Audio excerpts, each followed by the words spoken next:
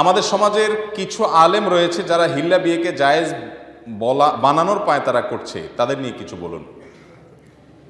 হিল্লা বিবাহ অর্থাৎ contract marriage আল্লাহর জমিনের নিকৃষ্ট কাজগুলোর একটা, নোংরা কাজগুলোর একটা।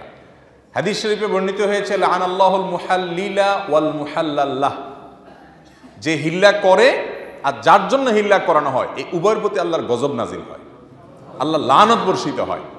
অনেক সমাজে আছে স্বামী স্ত্রীর মধ্যে যদি 3টা তালাক হয়ে যায় তো সমাজের মোড়ল মাতবররা বা কিছু হুজুররা একজন লোক ঠিক করে কন্ট্রাক্ট ম্যারেজ করা, যেহেতু এই স্বামীর জন্য এই স্ত্রী হারাম হয়ে গেছে, এখন অন্য কোথাও বিয়ে হলে সেই স্বামী তালাক দিলে কিংবা সে স্বামী মারা গেলে যদি হয় তাহলে কোনো কালে আবার চাইলে ফেরত আসতে পারবে। এটা হলো আল্লাহর বিধান। এখন আল্লাহর বিধানটারে অপব্যবহার করার জন্য শর্টকাট বিয়ে দিয়ে, কন্ট্রাক্ট বিয়ে দিয়ে বলে ঠিক আছে কালকে তাহলে আজকে বিয়ে করো, কালকে তালাক দিয়ে দিও, 2 দিন পরে তালাক দিয়ে দিও, এরপর আবার বিয়ে করা। এই যে কন্ট্রাক্ট বিয়ে, এই যে আপনার হিল্লা বিয়ে, এটা গুনাহের কথা, এটার কারণে গুনাহ হয়, অপরাধ হয়, এবারে কোনো আলেমের পৃথিবীতে দ্বিমত নাই।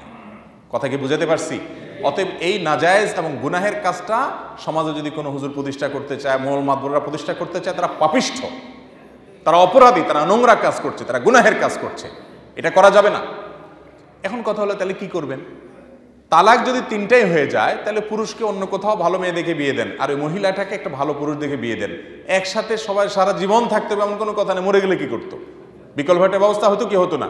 আমাদের বাংলাদেশে মানুষের মহাব্বতটা যেরকম মাশাআল্লাহ মিটার একেবারে আপে থাকে, আবার আমাদের শত্রুতা, বাঁদরামো এবং বিরোধিতারও মিটার সবসময় আপে থাকে।